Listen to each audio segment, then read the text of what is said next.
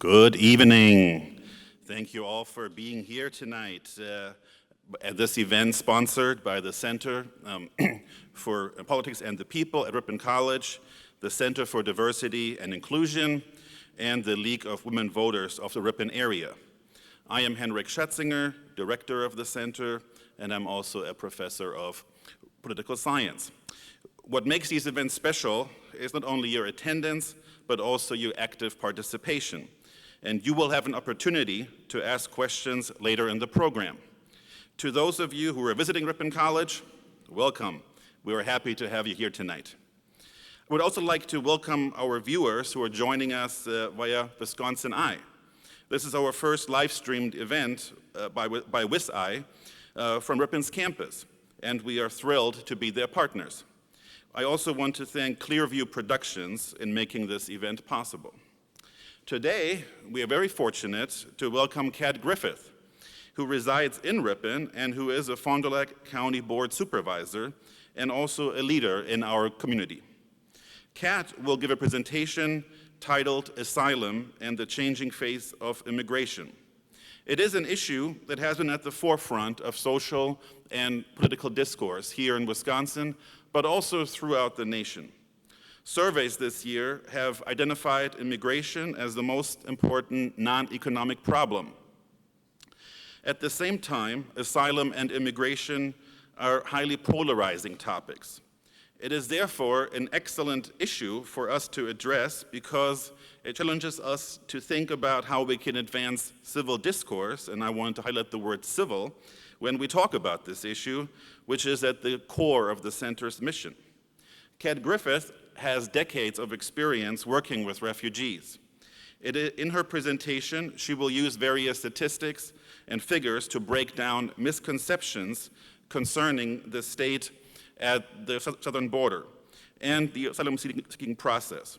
Photographs will help tell the story of the migrant camp she has visited that holds non-citizens awaiting court proceedings. Her interest in immigration policy and asylum began in Boston in the 1980s, when she translated written statements from Salvadoran refugees fleeing the Civil War.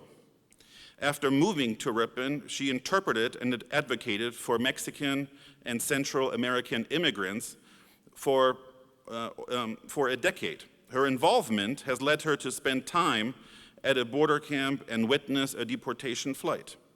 After the presentation, as I said, there will be time for questions and answers. And without further ado, and also on behalf of the Center for Diversity and Inclusion and the League of Women Voters of the Ripon area, please join me in welcoming Kat Griffith.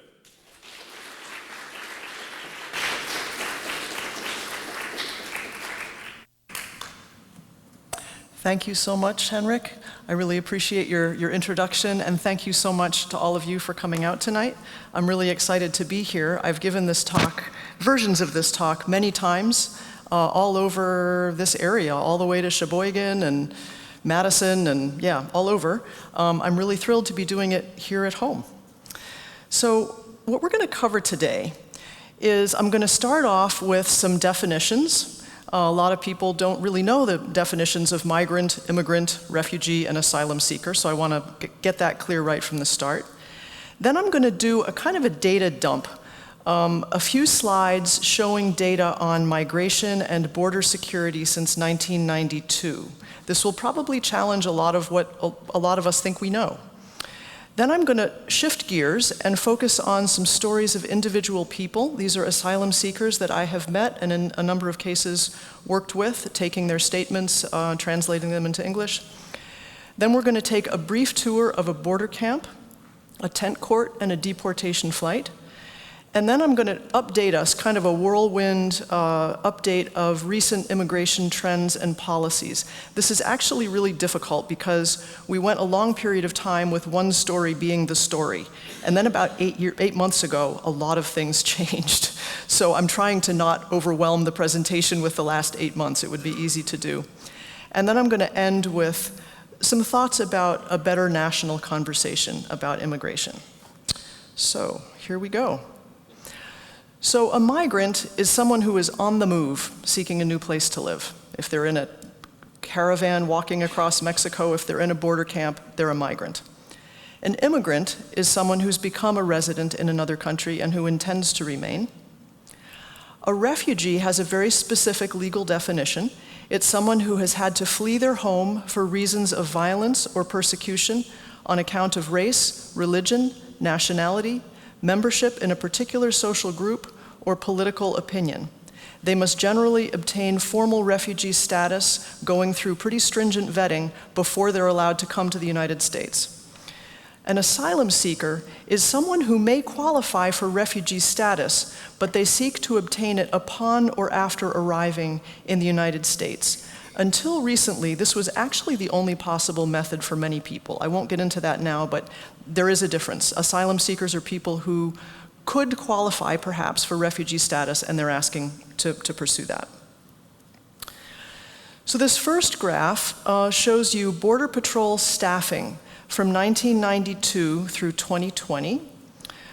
This comes from Customs and Border Protection data. If you followed that line out through 2023, it would go up a little bit higher. It would go up to about the current peak, the highest point. And then if you went out to 2024, it goes up kind of off the chart there. So the first thing I want you to notice is that staffing has gone up steadily since 1992 under both Republican and Democratic administrations. It peaked under Obama, it came down a little bit under Trump, it's reached a new peak under Biden, and it's fair to say, if you look at this, there isn't an obvious pattern other than it keeps on going up. There's no party that does one thing and then the other party does the other thing. Increasing the number of boots on the ground at the border has been a bipartisan project over many, many years. The two parties' rhetoric may differ, but not their action on the ground in this matter. This is the cost of border security and immigration enforcement in the United States. As you can see, that too goes pretty steadily up. In 1990, we spent about $263 million on border security. In 2021, we spent almost $5 billion. If you adjust that for inflation, we are spending 8 times more now than we were then. It's worth asking, and I'm going to say a little bit more. In the appropriations bill that Biden signed in March, we added $1.7 billion to the pot, with most of that money going to border enforcement and detention. So we are now, if you were to continue this graph out, it would go significantly higher. It's also worth mentioning that the cost per apprehension has gone way up. In the year 2000, it cost about $656 per apprehension. In 2018, it was $11,000 per apprehension. Now, those numbers are not inflation adjusted, but a rough estimate would be that we're spending about 10 times more per apprehension, well, we were in 2018, than we are now. Now, since then, the numbers of apprehensions have yo-yoed around, the money we're spending keeps on going up. I don't know what the figures are right now. But it's worth asking, how much are we willing to spend to keep one more person out? This next slide is apprehensions at the US-Mexico border. The first thing to say is that this line is not a neat inverse of the previous two. If throwing more money and boots at the ground would bring down the numbers of apprehensions, we'd see a smooth downward slope, but we don't see that. The second thing is that there's no consistent pattern here based on which party is in the White House. The third thing is that the president, in fact, has fairly limited power. Both Trump and Biden have had executive actions that were tied up in court. It's Congress that controls the purse strings, not the president, and Congress has failed to pass an immigration reform. Nobody controls the dictators in Nicaragua, Venezuela, and Cuba. And in fact, I think that most of our presidents generally deserve only at most modest credit or blame for how many apprehensions there are at the border. The president just doesn't have, it's a very complex system. Many causes, many variables. The president only controls a few. If you look at this graph, you'll also notice that the lowest point in apprehensions was actually under the Obama administration. That's over here. And it's true that he also spent a lot on border protection, and he deported a lot of people, but the biggest driver there was the economy.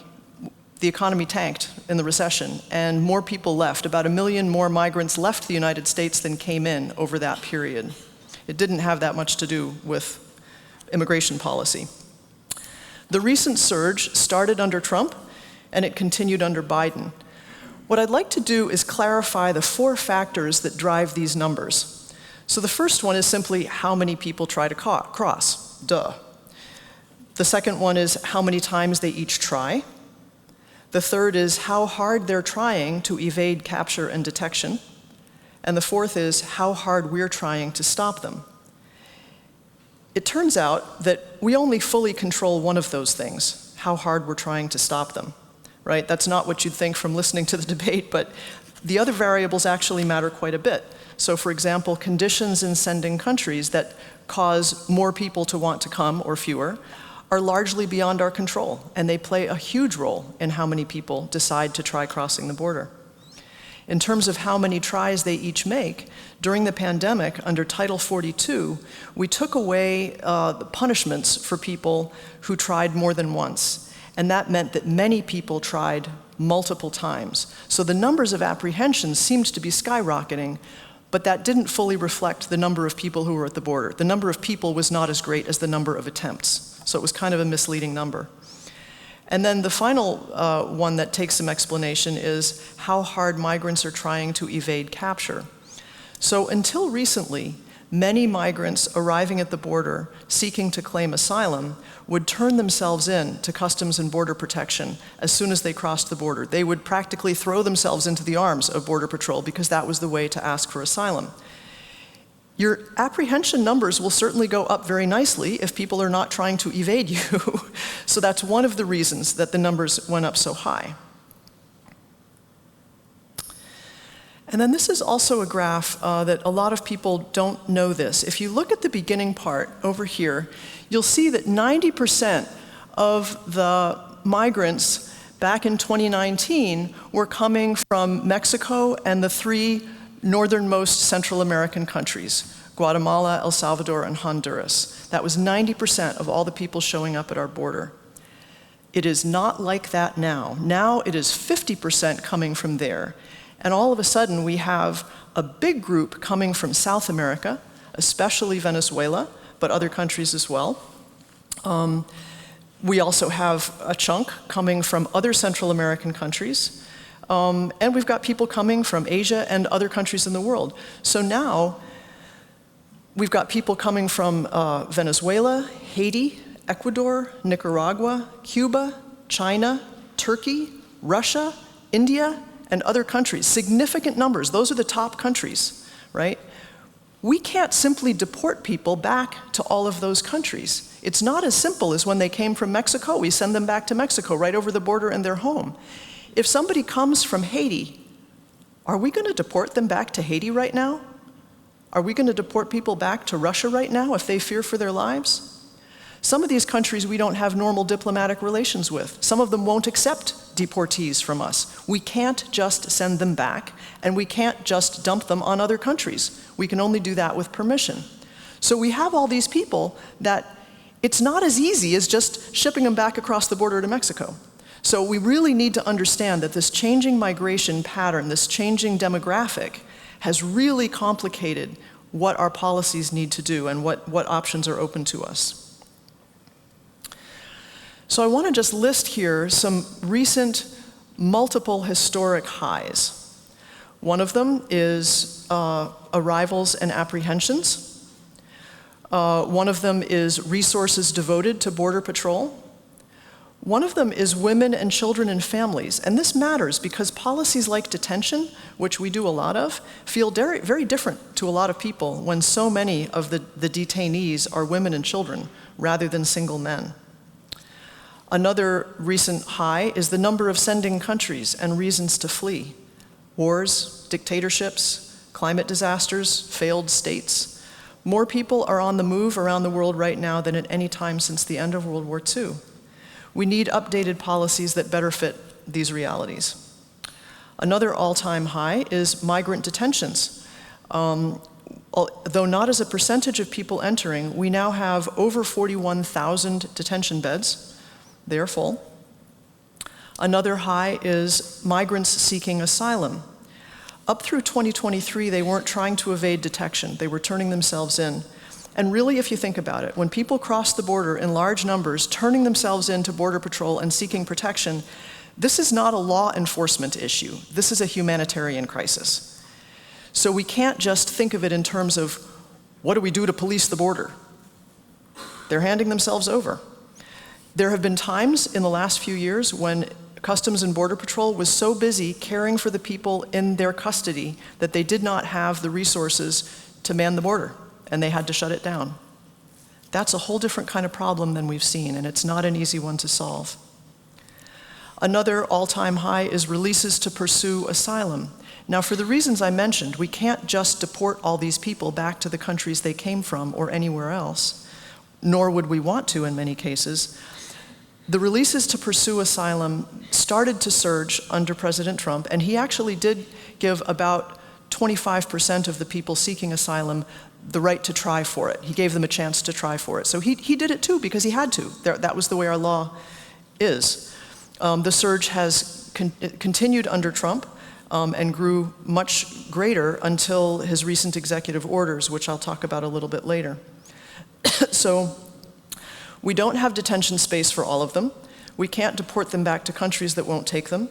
We can't lawfully expel them if they can pass a credible threat interview. So until recently, many have been let into the country to pursue their asylum claim. Some are given alternatives to detention. They may get an ankle bracelet. They're all assigned a future appointment with immigration officials. And at least some of them surrender their passports to immigration officials to ensure that they show up for their appointment for their asylum case. And most of them do show up.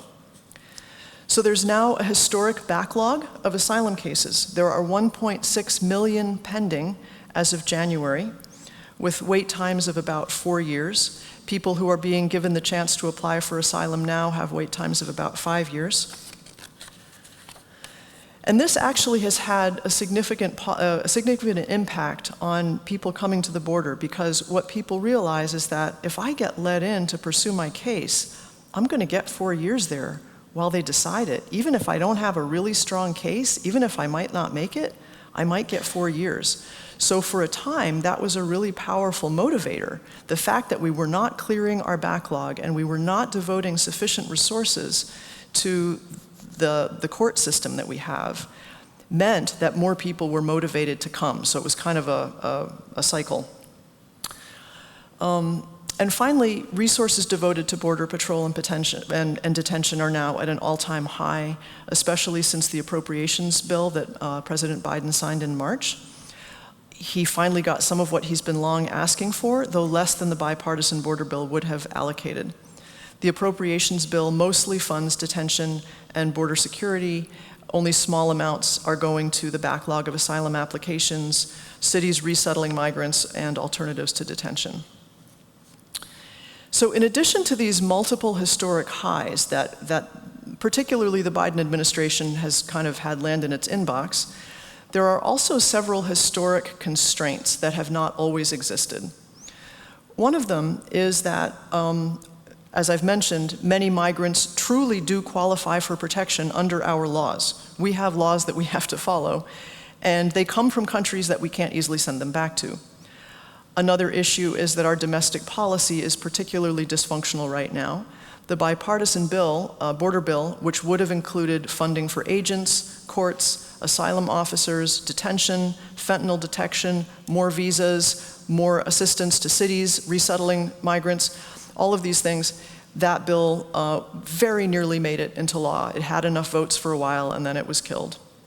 And then we also have a new foe: lucrative, sophisticated, transnational smuggling rings selling lies and hope. They are highly motivated to do this. It is a very big business. It's not just sort of this casual, some guy in Mexico will help walk you across the border and give you a sandwich. It's a different enterprise right now, and they're highly motivated to sell lies and sell hope, and it's very difficult to combat that. So they are recruiting migrants all the time. So that was a lot of lists and statistics. I want to put some faces and humanity into these numbers. So I'm going to talk a little bit about some of the people that I met in Matamoros at a migrant camp there, and also some people that I have known locally. So this first story, and by the way, all of these people gave me permission to share their stories. Not all of them gave me permission to share their names or photographs. So this woman here, who I think you'll agree has a very determined look, she was quite an impressive woman. She was a police officer, and she was fleeing El Salvador because of repeated threats from gangs. She was separated from her husband and daughter during their flight from El Salvador. Her husband and daughter got across the border, she did not. Now I want to say a little bit about what she was doing. As a police officer, El Salvador has a very, very high rate of gang violence and criminality, and she was going after gangs. I assume she was a good one because then the gangs started going after her. The first time they threatened her, she and her husband moved to a new neighborhood. The same thing happened again. She made enemies among the local gangs. They threatened her again. They moved again. The third time, not only the gangs threatened them, so did their friends, because the gangs were threatening their friends. And they realized at that point, this is untenable, we can't stay here. So they fled. She and her son had been in Matamoros in the camp for nearly a year, trying to rejoin her husband and daughter in the United States, who had gotten through to seek their asylum applications. So I'm going to do a short detour here. Why are there gangs in El Salvador? A lot of people don't know this. Because so many seekers of asylum from Central America are fleeing gang violence, I want to tell this story. Scholars trace the problem of gangs in El Salvador back to the Salvadoran Civil War, in which thousands of young men fleeing forced conscription on both sides wound up seeking asylum in the United States. I had a volunteer job in the 1980s translating affidavits from Salvadoran asylum seekers. So I heard all about what they were running from. Only 4% of the migrants fleeing El Salvador were ultimately granted asylum in the United States. The rest struggled to establish themselves. They were here undocumented, unable to get legal status. According to researchers, some who were living on the streets of LA, because they had nowhere else to go, were being preyed upon by existing gangs. Some of them banded together for self-protection. It started off as an informal self-protective measure, but they eventually, some of them wound up in prison, and that's where they met hardened gang members and became hardened gang members themselves. When their terms were up, we deported them back to El Salvador. At the time, Central America had no gangs, but the cancer that was born in our own prisons among people who fled violence that our country paid for, whose asylum claims we denied, metastasized into a transnational criminal enterprise. The gangs quickly took over large parts of El Salvador, Honduras, and Guatemala, the infamous Northern Triangle. And now we are reaping what we sowed, a third-generation ripple effect of our decisions during the 1980s. The families fleeing gang violence in Central America are showing up at our border, again seeking asylum in the very country that many of us believe bears some responsibility for their plight. Next, a Honduran story. This was another man that I met in Matamoros in the migrant camp. He also was fleeing gang violence, and he also was separated from his wife and son during their flight from Honduras. He also had the misfortune to be kidnapped from the border while he was there, and he and his daughter were put in a warehouse. They were held there for a week while the kidnappers tried to arrange payments, and I believe their families in Honduras were shaken down and ended up paying their ransom. But unfortunately, while they were held by the kidnappers, they missed their ICE appointment, and the judge canceled their asylum application. So he was trying over again. He had to start anew and hope that some judge would be understanding about what had happened.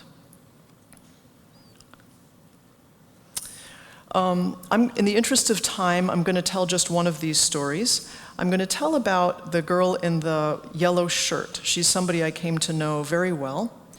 Her story was that she left for school one morning. She was 12 years old. A young guy approached her and pointed to another guy across the street and said, he wants you to be his girlfriend. He made it clear she better say yes. Now, like many young men in the neighborhood, they were gang involved. She didn't dare show her terror by returning home after that invitation. She continued on to school and told the principal what had happened. The principal called her mother, and her mother said, "Don't come home after school, I'm gonna go get you."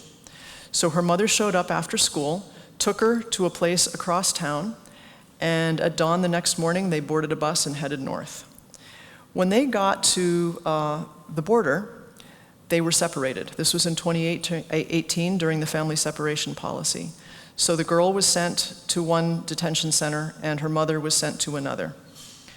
3 weeks later, some agents went to the mother and said, "If you will sign these papers and promise never to cross the border again, we will reunite you with your daughter and deport you back to your home country. Will you sign these papers? Do you accept that?" And she said, "Yes, I do." So she signed the papers. They took her to the airport. No daughter. They lied. They deported her alone back to El Salvador. Oops, yeah. So she went back there, and then her daughter knocked around in foster care for 2 years after that, from a couple of different homes. Eventually wound up staying with a close friend of mine. And because it was possible to reach her parents, it often isn't, there were some hardworking advocates who managed to arrange eventually for her parents to be given permission to temporarily join her here because they had been treated so badly. There was clear evidence that they had been lied to and treated badly. So her parents ended up joining her here, and they were reunited after 4 years apart. I have to say, when you separate a child from their parents at the age of 12 and bring them back together at 16, it's not a fairy tale ending. Everybody is traumatized. It's been a struggle, and they still don't have any clear asylum. We don't know what's going to happen. None of them have long-term residency or anything like that. The case is still in process, and there are no guarantees.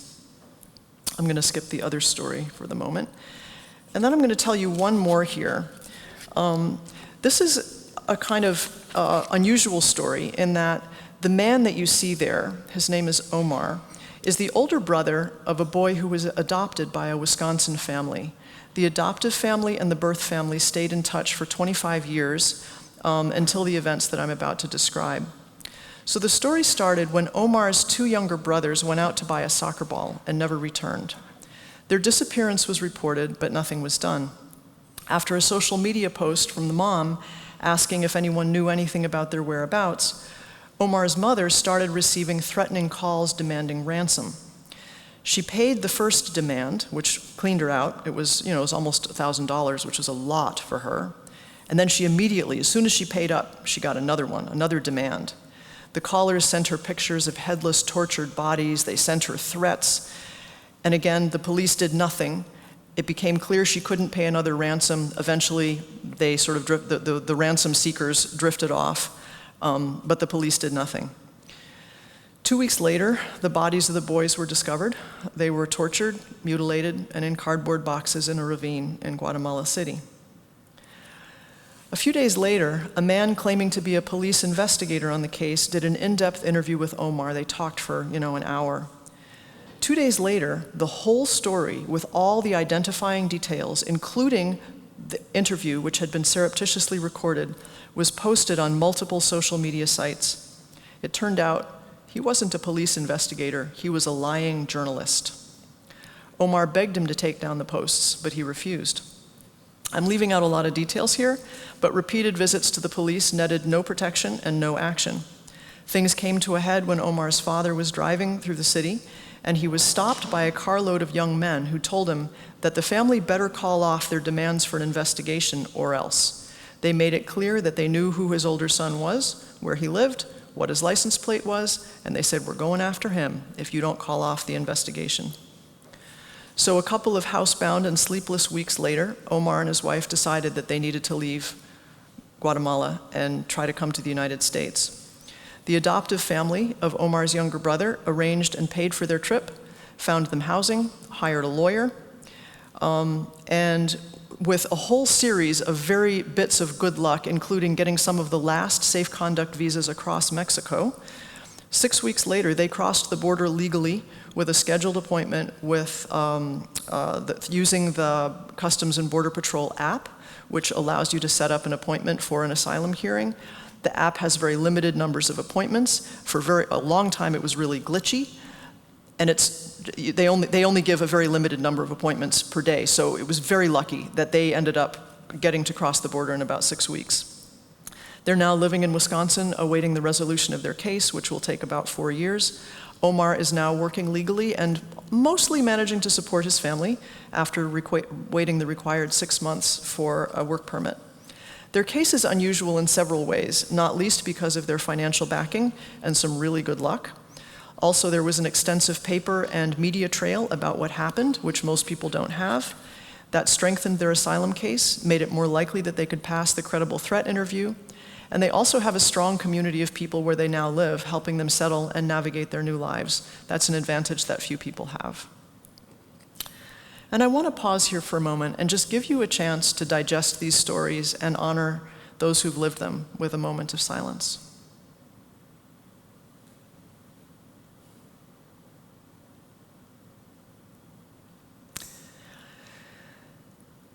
Now I'm going to give you a very brief and partial tour of the migrant camp in Matamoros, Mexico, across from Brownsville, that I visited just before the pandemic. Although this particular camp no longer exists, I think there are several things that this story raises up that are still worth talking about. The first is the continuing human impacts of our immigration policies, which contribute to unnecessary suffering for so many people.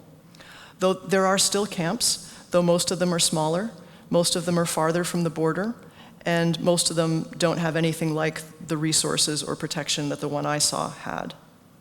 The second thing I'd like to raise up is the resilience and the courage and the can-do spirit of the migrants themselves.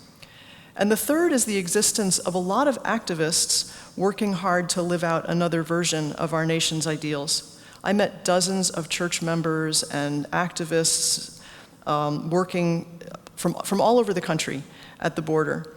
And despite the distressing results of a lot of our policies, they gave me some proud American moments. Maybe for some of you, as for me, they're kind of a ray of hope and a reminder that we're not helpless. So I and a couple of friends joined the Loose Association of Witness at the Border, which invited people to come down and see in action what the so-called migrant protection protocols looked like.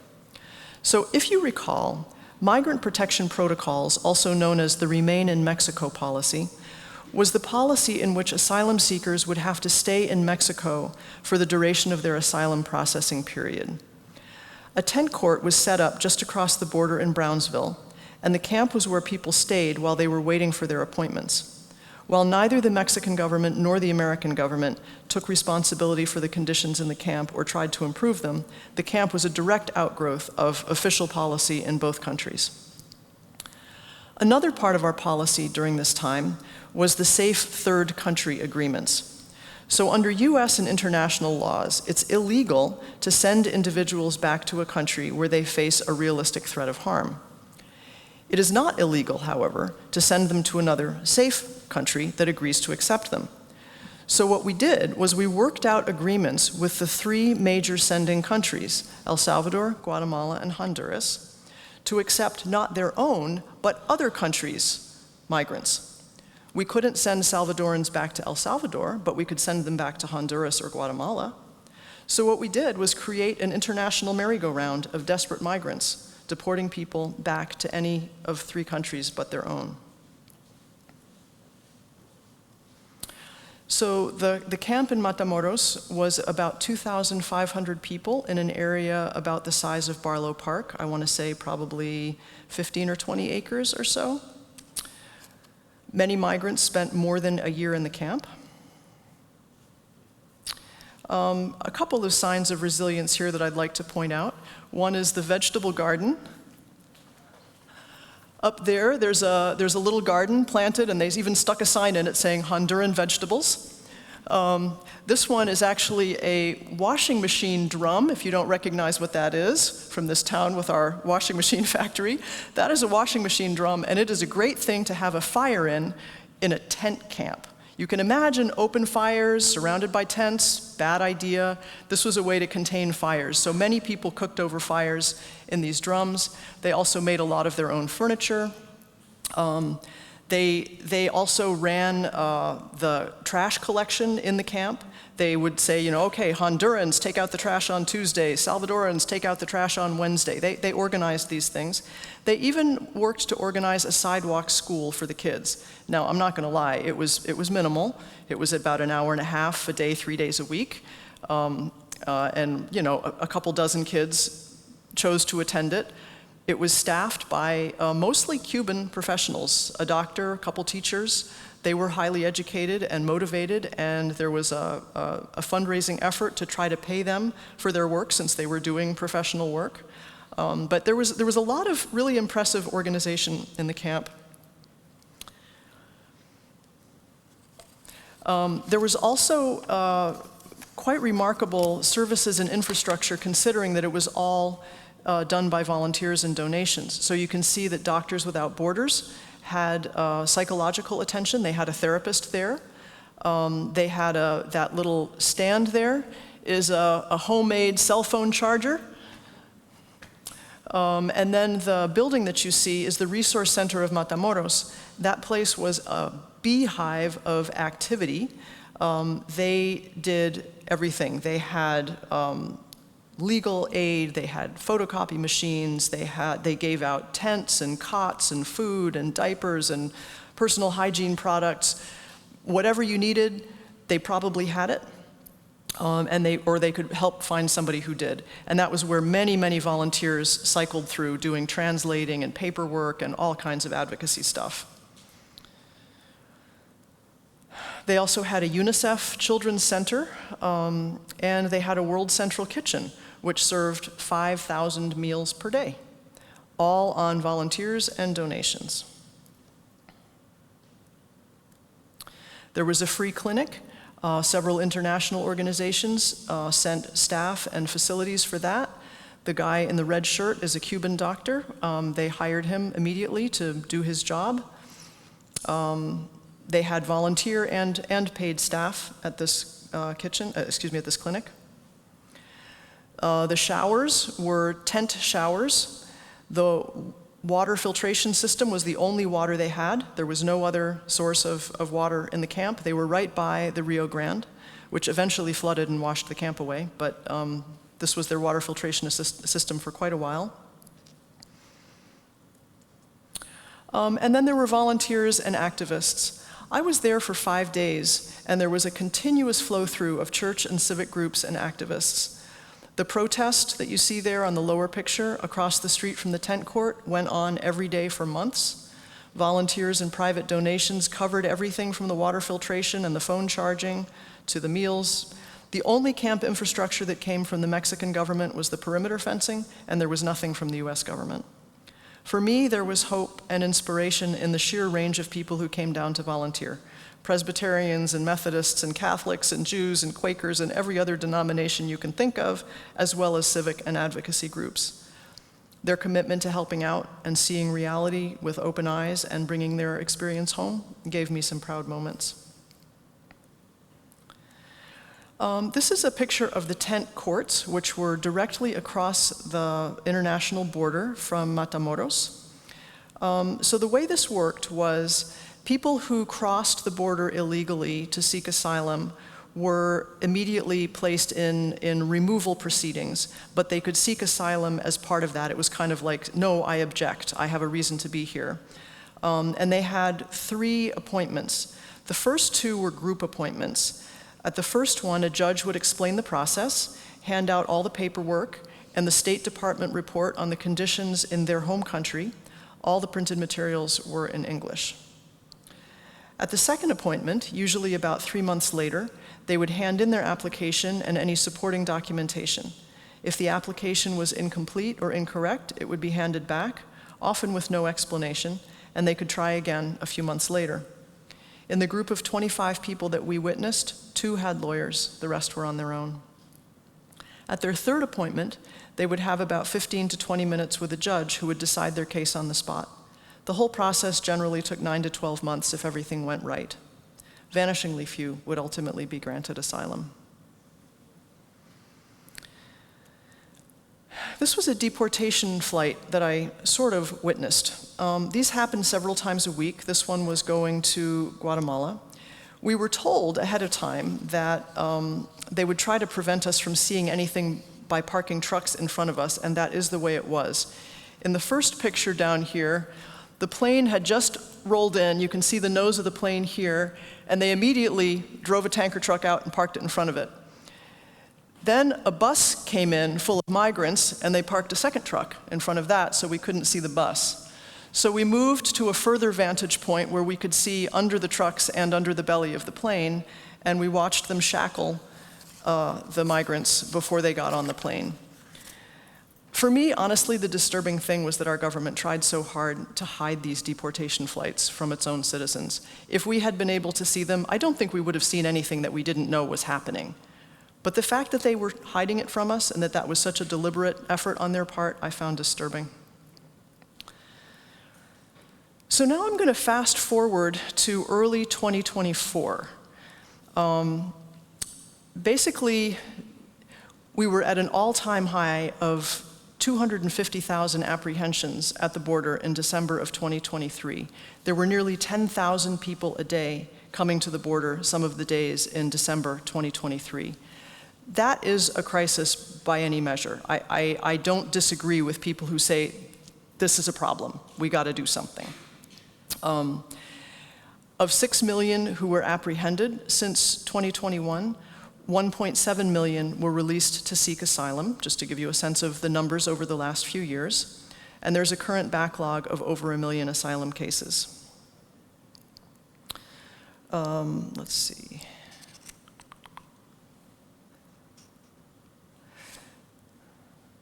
The recent surge, this kind of shows what it looked like over a period of time through the administrations of Bush, Obama, Trump, and Biden. So it sort of angled down during Bush, reached a low under Obama, started back up again under Trump, and soared under Biden.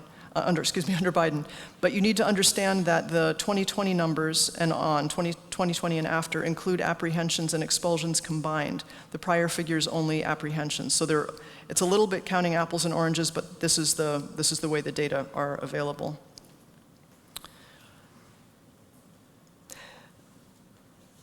So as I explained earlier, this was a humanitarian crisis with multiple drivers, and there was no way we could ultimately process that many people.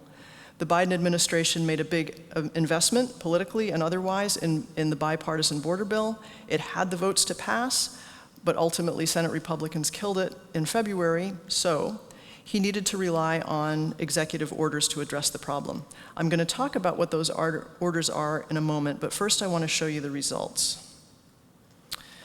So this is a graph of Border Patrol releases of migrants. It's not quite the same as the other graphs. It's not illegal border crossings, but I will tell you that those are down by 80% since December of 2023. They're currently at their lowest level in 4 years. This graph shows permissions to enter the country to seek asylum. You can see that this is the peak in December, and then down here in July. And the number in August was in July was 1/16 the number in December. That is a very large reduction in the number of people allowed in to seek asylum. Whether you think that's a good thing or a bad thing, it's a very large reduction. Also, according to the Department of Homeland Security, we removed more people in the last year, almost 750,000, than in any previous year since 2010. And I want to linger here a moment on these numbers because there are people claiming that right now there are millions of people streaming across an open border. That is not true. Illegal border crossings are currently similar to where they were before Biden took office. Permissions to enter the country and seek asylum are way down. And recall that even under the previous administration, by law, many people were let in to seek asylum. And removals are way up. According to NPR, by one measure, the Biden administration's nearly 4.4 million repatriations are already more than any single presidential term since George W. Bush's second term. So whatever you think of Biden's executive orders, they have been effective in reducing the flow of people to and through our southern border. So what are these orders trying to do? In the interest of time, I'm going to be very brief here, but there is more to say if you choose to bring more into the Q&A. First, his executive orders have established ways for people to seek asylum or humanitarian parole without showing up at the southern border. So, for example, there are now new safe mobility offices in 4 countries, Guatemala, Colombia, Ecuador, and Costa Rica. Migrants can make their claims and be vetted there, and they are vetted. It's a serious process. They can also seek other lawful ways of entering at those points. They can seek refugee status or agricultural or unskilled worker visas if there are any available. The executive orders have also expanded humanitarian parole for migrants coming from Cuba, Haiti, Nicaragua, and Venezuela. And those countries that have the safe mobility offices, they are strategically located to be accessible to people coming from these countries. So they really are an option that did not exist before. These migrants must have a sponsor. I think that's a very useful thing, that they have to have proof of somebody who's willing to help support them financially. And they have to go through the pretty stringent vetting to come through. It's similar to what you do for refugee status. And if they go through all that process, they can come in on commercial flights. They don't have to go to the border at all. So you're reducing tremendously the pressure on the border. Now, there are not enough slots for all the people who would like to get those humanitarian slots, but there are a lot more of them than there used to be in an orderly fashion. So I think there's a lot to recommend this particular policy. Second, we've eased the extreme shortage of judges by training and empowering asylum officers to adjudicate cases. So we've hired people to just do that. And that's speeding up the processing quite a bit, which, as we saw, is an important way of reducing the motivation to come. If you think you're going to get 4 years here, whether or not your asylum claim succeeds, you're going to be motivated to come. If we can bring that asylum processing claim time down, that becomes less attractive. Oh, I also mentioned that under the expanded humanitarian parole from those 4 countries, in the last 18 months, over 500,000 have entered through that program. So it actually is a real motivation to try that out. Enough people are getting it that it's a true alternative. A third thing that we've done is we've made it harder to claim asylum at the border. The asylum system is now basically closed to those who enter between ports of entry. If you enter illegally at this point, you're not likely to be given a chance to apply for asylum. Now you have to either go through one of the safe mobility offices, or you have to request an appointment at one of the ports of entry using the CBP-1 app, which is the app that allows you to make an appointment for an asylum hearing. Those are very tightly controlled in terms of numbers, so the demand is always much greater than the number of appointments, and that's why there are still migrant camps, people waiting to get an appointment through CBP-1. But one of the things that we changed is that now that app works all the way down to southern Mexico. So now there are migrant camps all over Mexico. Being so far from the border, they are much less well-resourced. They're smaller, they're more ephemeral, they're more miserable, but they still exist. We have also raised the credible threat threshold for seeking asylum. It used to be that if you had some sort of a case, like, yeah, that sounds plausible, yeah, you might make it, you might be let in. Now, you pretty much are only going to be let in to try if it seems like you've got a really good shot. We're making it almost as hard to get in to try as it will be to ultimately get asylum. That's a different way of doing it. I think people can reasonably disagree about whether that's a good thing or a bad thing, but we've made it a lot harder. So we've also established some collaborations with other governments, including Mexico and Panama, where we're actively working to reduce the number of migrants who wind up at our southern border. So, for example, over 500,000, mostly Venezuelans, crossed the Darien Gap from Colombia to Panama last year. That is a hellacious trek. It's very, very dangerous. Many people die. Our efforts with Panama have not borne a great deal of fruit, I will say. That's not one of the more successful ones. But The 30,000 Mexican soldiers that are now patrolling Mexico's border, newly patrolling Mexico's border, have prevented a lot of people from coming north to the border. There are a lot of reports of human rights violations as well. This is not all good news, but it's definitely keeping people from getting to our southern border.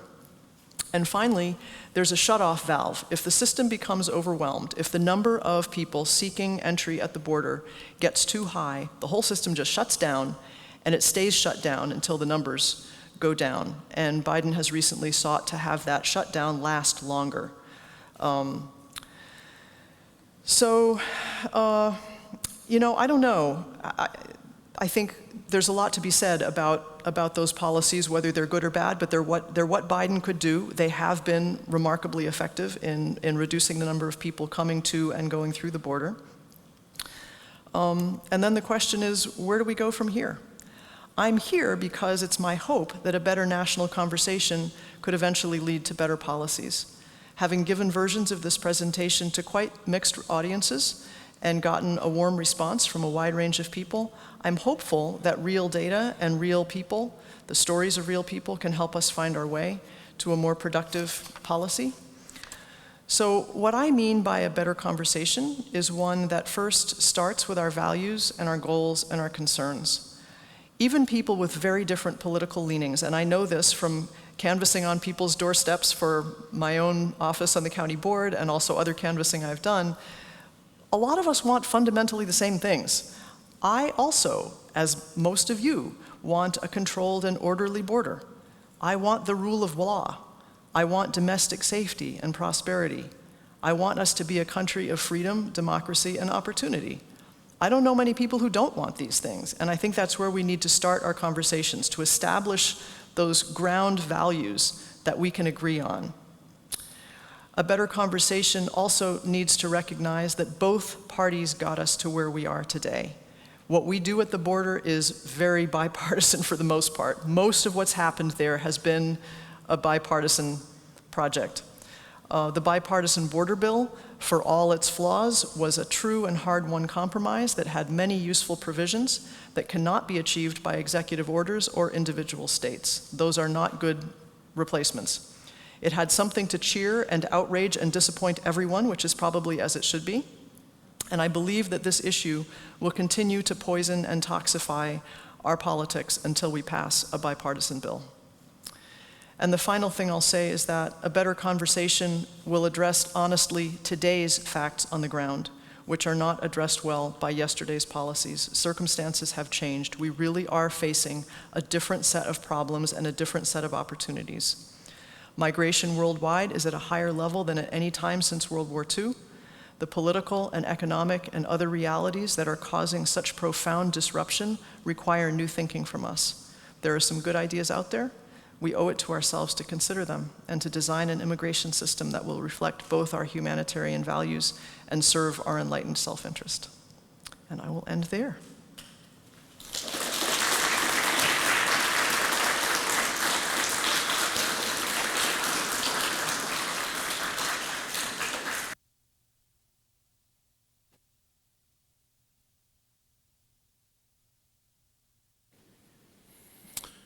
Thank you very much, Kat. This was a highly informative presentation, and it's, I think, obvious to everyone how much research, but also your personal experience sort of went into it, so we're really grateful for that. With that being said, this is time for questions. I have a handheld microphone, and I will just go around and see who has a question. I have two requests. One would be to introduce yourself just real quick for us, and second, I hope you can keep your questions fairly short so we can get through more questions.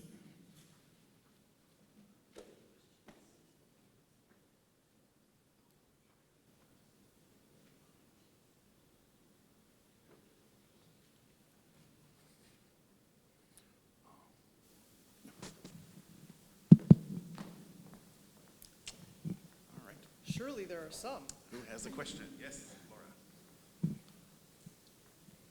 Thank you. Laura DeGolier from Fond du Lac. I have a question for my nephew who wants to know if H-1B1 visas are they connected at all to the asylum seekers? Is that having any impact on those visas that are coming, where people come over on. Are those visas for skilled workers? Yes, right. Generally and not often then. high-tech, Yeah, generally that would be outside of the asylum system. totally Yeah. outside. Okay. Yeah.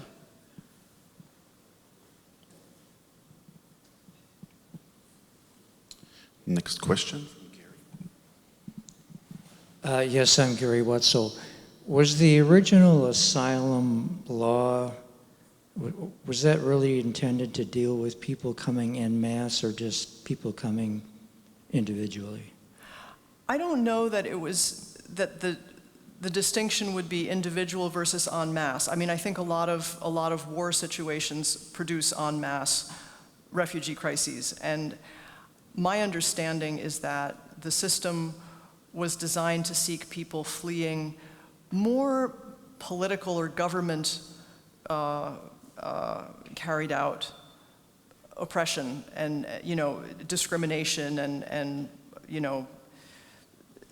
I don't think it was initially designed for things like gang violence. But the truth is that gang violence is one of the drivers of a lot of the immigration that we've seen.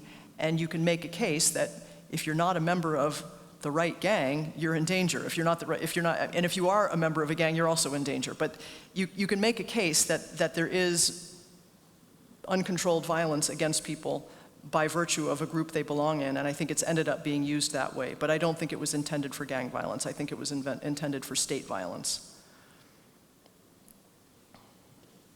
And the reason that people seek asylum instead of refugee status, as I understand it, is that to get refugee status, you have to have some sort of an office there where you can apply, and we don't have that all over. And our asylum law recognizes that you may not have any way to seek asylum until you get here.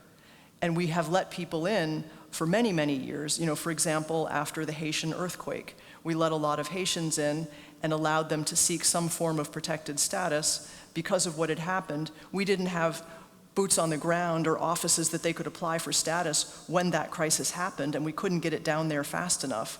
But once they got here, it was like, well, okay, yes, you do have a good case. So it's often been used that way, just recognizing that we can't be everywhere providing orderly pathways for all these things. But if people show up at our border and they have a good case, we ought to take that into account because we've signed on to those international laws and we have our own. Kat, Tim Lake, I have a non-border immigration question. In the early 80s, I worked for a system of Montessori preschools, and we brought in teachers from Sri Lanka. And I knew at the time I was involved with immigration, and there was a quota, certain number of people from different countries you could bring in every year. My question is the country able to loosen the spigot on those quotas and able to help fill the need for labor that we so desperately have in this country? I think that's one of the best things that immigration reform could do, because the current number of visas that we give out in different labor categories is ridiculously low compared to the number of workers that our economy can productively absorb. So thank you for asking that question. That's one of my biggest ideas for how to fix this, is to make the number of visas that we give out in line with what we can productively use in this country. And it's going to fluctuate up and down depending on circumstances, and I think that's okay. But right now, people will come if they know they can get a job here. It's hard to stop them. And if there aren't jobs here, they'll go away, just like they did after the Great Recession. They knew there weren't jobs. They went home. Another place I'd like to see us give more visas is for students. We have been reducing the number of visas we give to foreign students, which is crazy on two fronts. One is that many of our colleges and universities, the only people who pay full freight are foreign students. They're very important economically to a lot of institutions of higher education. And another piece is that it's good soft power to have lots of people have come here, and also many of them want to stay, and they're highly skilled and they're highly entrepreneurial, and they create a crazy percentage of the new companies and new jobs that get created. So they're a triple win for the United States, and it's a self-inflicted wound to reduce the number of them who come here.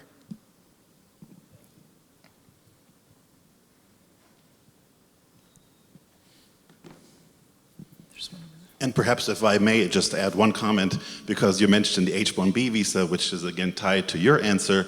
So for a very long time, for decades, right, the US had a H-1B visa limit, I think, of 65,000 visas for highly skilled workers. Many corporations have said for a long time, this is way, way too low. Why don't we want to have talent that comes to this country? And even despite many politicians, right, saying, yeah, let's try it, we still haven't been able to come up with the reform to change the system. So it's kind of really strange. Yeah.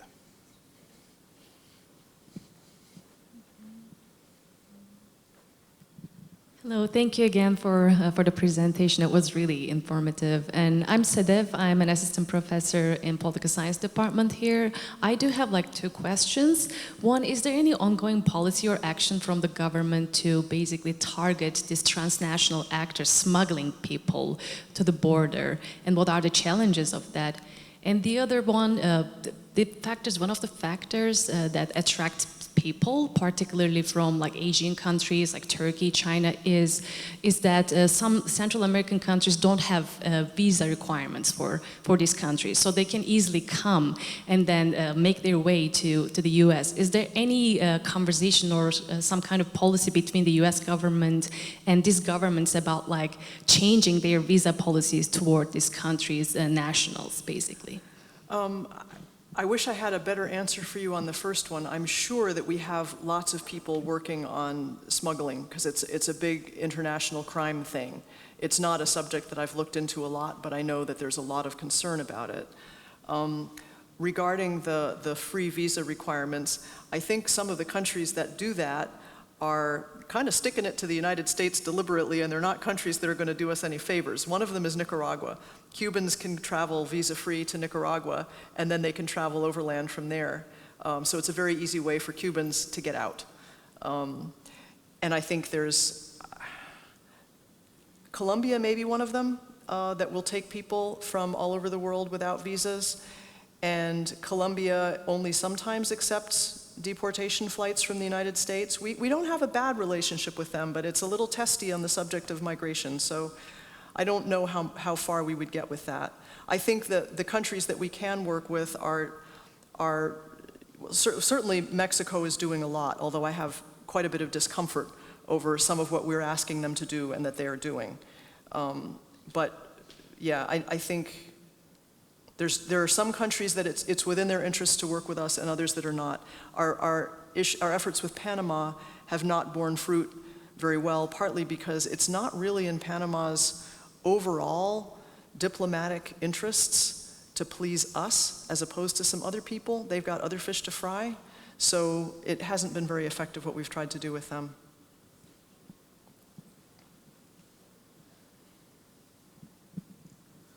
I'm Paul Schufs. I'm an economist.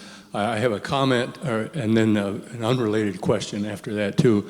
But a comment relates to some of the facts you mentioned about the number of immigrants who've come in the recent few years, many of them legally and others we know have not come in legally. But whichever way they came in, they have been a very important part of the big rebound from the short recession that we had right after the pandemic. If you've been following the economic news, you know that we've have significant economic growth now, and quite a significant part of that has been jobs filled by immigrants. We would not have had nearly that kind of an economic rebound without the number of immigrants that did come in. Yeah, that's absolutely true. And in fact, a lot of people think that one of the reasons that our economy has outperformed so many other economies has been the active immigration in the last few years. Right. And all you have to do is ask a Wisconsin dairy farmer what they think of immigration law if you want to hear a rant. They're very frustrated that they could lose their workers if we start deporting people or making it harder to get them in. Mm-hmm. Yeah, thank you for that. Sure, and the question unrelated to that is, I'm curious, we know that Mexico has a new president just within, recent months, I guess it is. Is there any indication that she is going to be cooperating more or less or helping to facilitate, the border crossings issues that Mexico and the U.S. have been struggling with, for so long? She seems to be pretty much a candidate of sticking to the same path as Manuel López Obrador. I wouldn't expect big changes from her. So far, she hasn't made signals about them. And we do pay Mexico to do the things we want it to do. They've done lots of different things. I mean, they allowed the migrant camps under the migrant protection protocols. They put up with it. There have been times when we've helped pay for them to speed up their freight trains so people can't climb on them. We've paid to have more enforcement to keep people from getting on freight trains and riding north. We've done all kinds of things with Mexico to try to reduce the flow of people. We've paid them to keep their southern border more guarded and to not give out transit visas to cross Mexico to get to the US, all sorts of measures. And I suspect that we're just going to continue to negotiate those sorts of measures with the current president, the new president. It's still AMLO.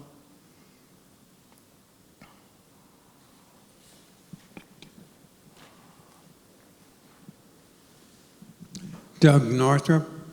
I gather immigration is not a peculiar problem for the United States, but is more of a worldwide problem.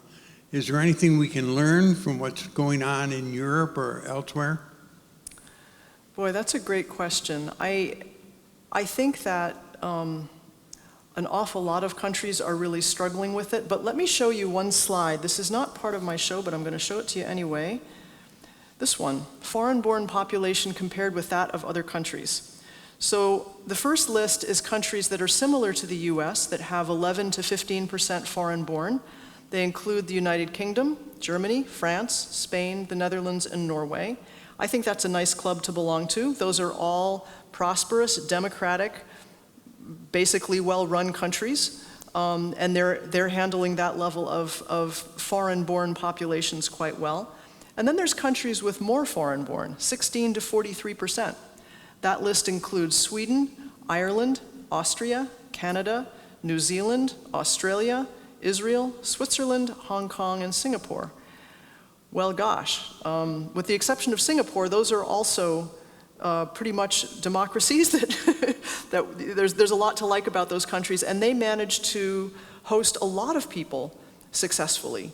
So I'm interested in the countries that have managed to resettle large numbers of immigrants very successfully. I think Canada is one of the great ones. Canada is amazing. I was there a couple of years ago visiting friends, and I went to a party where I don't think there were more than 3 people from any one country, and nobody was from Canada.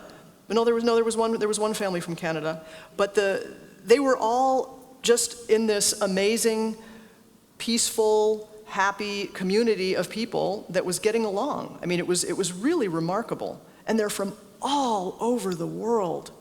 It's not just one region, they're from everywhere, and it's working really well. So that, to me, is one of the best examples, is just the existence of countries that accommodate even more foreign-born than we have, in some cases by large margins, and they make it work. It is possible. And I will say that I think our refugee settlement system has some things to recommend it that other countries don't necessarily have. Our system does rely more on volunteers. It relies more on ordinary citizens to help resettle refugees, and there aren't enough of us. I mean, Tim Light can tell you, there are plenty of families that come and don't get a welcome group. But the ones who do have a leg up into this new country, this new society, that very few governments give by just giving government aid. But the government aid works well, too. I mean, Canada has found it to be in their interests to actively recruit immigrants and pay for them until they can get on their feet, because it does so much for the economy. They pay for it.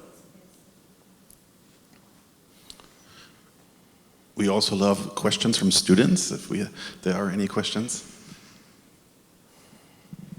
Can you talk about what our government does for migrants? Because there's an awful lot of, I believe, misconceptions. And you mentioned that, so if you would briefly go over, what does the U.S. government actually do besides turn them over to charities? Well, it depends on what category of migrant they are. If they're refugees, last I knew, they get $940 one lump sum payment when they arrive. They also have to pay the government back for their plane ticket here, so they actually arrive in debt. And out of that $940, they have to, buy a bed and, stuff to furnish an apartment. And then they are given medical services. Obviously, they go to school if they're kids. They're given, I guess they're pretty much routinely signed up for Medicaid in Wisconsin, but they don't get much else, actually. The agencies that help integrate them and support them are funded for a few months. There are 3 months worth of services for each one. Every migrant who comes in, or refugee who comes in, has 3 months worth of services and a little bit after that. It's a very bare bones budget, very bare bones. We don't give them much at all. If they come in as asylum seekers and they have crossed the border undocumented, they get nothing, absolutely nothing. They can go to food pantries, they can go private charity, but they don't get anything from the government.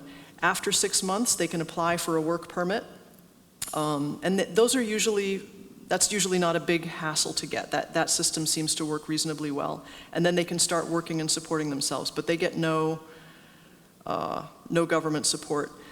One of the migrants that I know, one of the asylum seekers that I know, had a baby, and the baby qualified for WIC, Women, Infants, and Children. That was the only thing that she qualified for. So I haven't met migrants getting all sorts of government services. I will also say that particular one accessed some things. They weren't federal.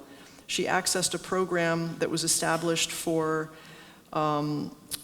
mothers of young children trying to get their HSED. And she got her HSED. But that wasn't a federal program. That was just a local program that happened to exist, and they accepted her as an asylum seeker because, well, why not? She wanted to get her HSED, and she did. So she went through there. So there was a local program like that, but it wasn't any guarantee. If she'd lived in another city, she might not have gotten that. So you said they pay their plane ticket. So if they're a refugee, you pay their plane ticket. No, we don't. They have to pay. The government will give them a plane ticket, I guess, but then they have to pay it back over a series of months. They have to pay it back, and usually the ticket is more than the $940. So refugees, even refugees, arrive kind of in debt. We have time for one or two last questions. Anybody else? So from what you just said, Kat, the biggest drain on the taxpayer, and it would be state and local, would be the children. It's the education for the children, educating them to be productive, tax-paying citizens. Yes, that is, I think it's a political issue and a financial issue that we haven't addressed as a nation, because if you look at the statistics on the economic productivity of immigrants and their contributions, including undocumented ones, you see that they're a net gain. They pay more in taxes than they take in services, and that's true. It's also true for refugees. Actually, the federal government just did a study on that, and they found even for refugees who are not chosen because they're economically productive, they're chosen specifically because they're very vulnerable, even they are a net positive. However, oh shoot, where was I going? Remind me. Children. Oh, children, yes. The cost of educating children falls to a level of government that doesn't necessarily see all of the benefits immediately from, schools can struggle with what it takes to educate immigrant children. It can be a big expense. But let me give you an example of a community that decided to, well, they didn't decide, this happened to them. There was a community in Iowa, I think it was called Postville, and they had a meat packing plant. It was a kosher meat packing plant. And one day there was an immigration raid, and they arrested a whole bunch of undocumented workers at this plant. And what ended up happening was, first, they couldn't get workers to replace them, and the plant shut down. When the plant shut down, all the management families also lost their jobs, and so they left town, And one of the immediate results was that a private Jewish school closed. And then the bottom dropped out of the housing market because so many people left. And all of a sudden, even the people who stayed, their houses weren't worth what they had been. And then the school lost a whole ton of kids, so they lost state aids. I mean, this cascading series of catastrophes because there was an immigration raid that took a bunch of undocumented workers out. So you can say there are costs, and there can be. I've experienced it. I taught in the high school. I've worked with English language learner students, and I get that it's challenging and it takes extra resources. But when I look at what we get in the big picture, oh boy, is it worth it. This will be our last question.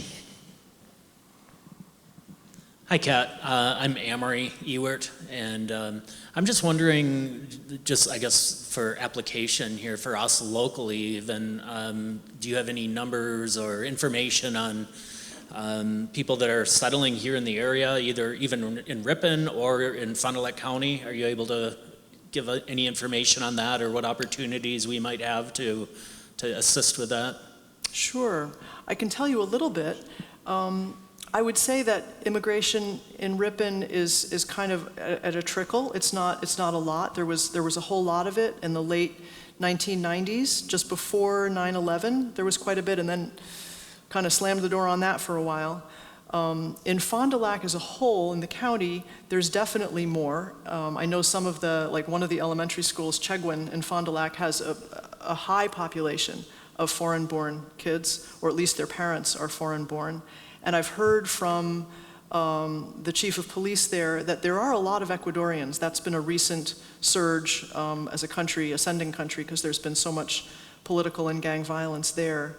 So I know there's more Ecuadorians arriving.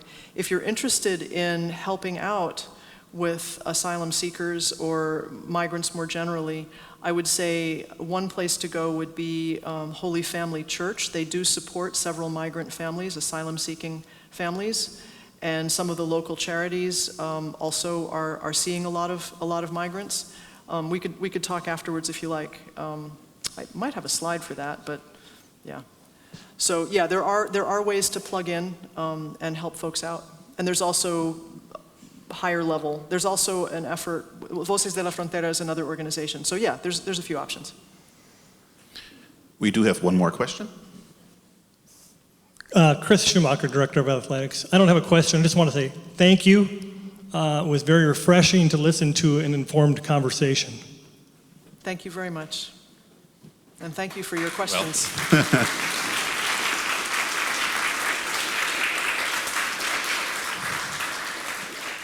Yes, thank you very much, Kat. And I loved at the end we had a local focus and we had a beautiful final comment.